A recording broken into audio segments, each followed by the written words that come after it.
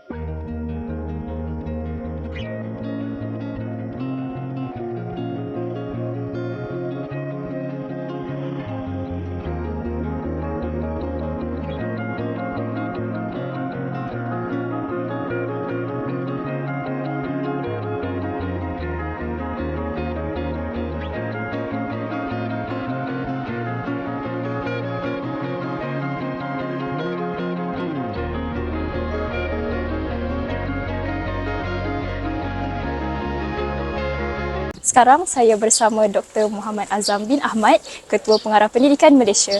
Assalamualaikum Doktor. Waalaikumsalam warahmatullahi wabarakatuh. Doktor sihat? Alhamdulillah. Ni siapa nama? Farisha. Sihat?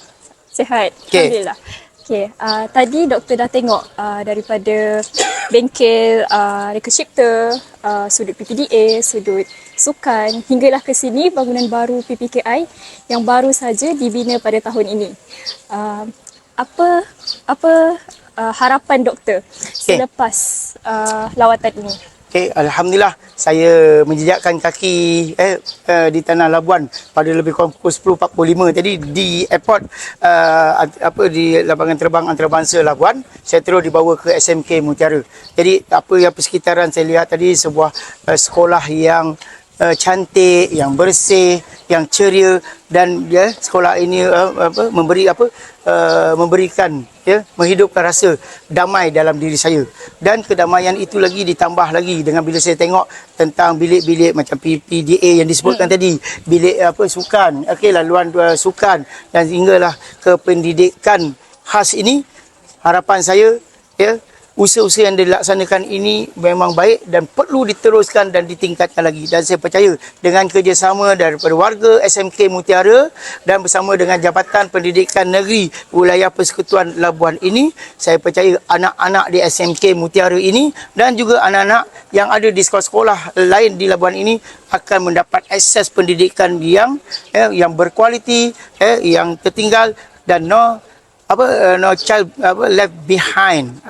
Yang kita makna dia tak ada anak-anak kita yang akan kita tinggalkan untuk mendapatkan pendidikan yang terbaik ini. Jadi saya sekarang ni dengan slogan kata-kata from zero to hero, saya percaya SMK Mutiara ini dapat merealisasikan apa yang dikata from zero to hero untuk anak-anak di SMK Mutiara Labuan ini. Saya ucapkan tahniah kepada pengetuanya Cikgu Awang Roslan bersama dengan cikgu-cikgu lain dan seluruh anggota kaki tangan pelaksana dan juga murid-murid.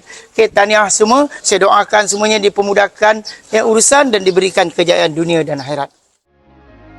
Secara keseluruhannya, lawatan ini memberi peluang kepada warga SSN SMK Mutiara untuk menampilkan komitmen mereka dalam memperkukuh kecemerlangan akademik, kokurikulum, dan pembangunan murid.